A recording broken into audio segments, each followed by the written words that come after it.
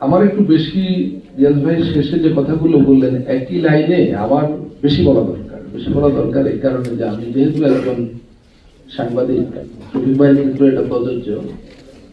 আহ, যদিও সরাসরি সংবাদ মাধ্যমের সঙ্গে কাজ নয়, কিন্তু এমন একটা এজেন্ডা নিয়ে যে কাজে যুক্ত হয়েছিলাম বা আমাকে যুক্ত করা হয়েছিল, যে কাজটার সঙ্গে সংবাদ মাধ্যমের সংবাদ কর্মীদের খুব নিবিড় একটা কাজের সম্পর্ক তৈরি হয়েছিল গত 1 বছরেরও বেশি সময়ে। একজন নাগরিক হিসাবে তো বটেই, একজন সাংবাদিক হিসাবে এই ঐতিহাসিক প্রক্রিয়ার সঙ্গে যুক্ত হওয়াটা আমার জন্য খুবই সৌভাগ্যের এবং তৃপ্তির একটা ব্যাপার ছিল, কারণ আমি সাংবাদিকতার পাশাপাশি অ্যাক্টিভিজমে জড়িত ছিলাম।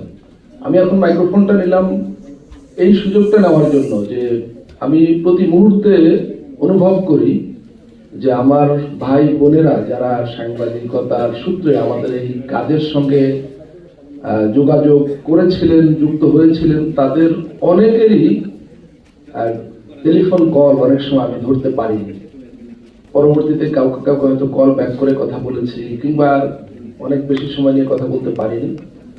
তা আমি সবার কাছে একেবারে আনকন্ডিশনালি ভালোবাসা সহ ক্ষমা চাই যে কেউ যদি আমার উপরে কোনো রকম মন খারাপ, মন কষ্ট বা কারোর মধ্যে কোনো দুঃখবোধ থাকে, আমি ক্ষমা চেয়ে নিচ্ছি।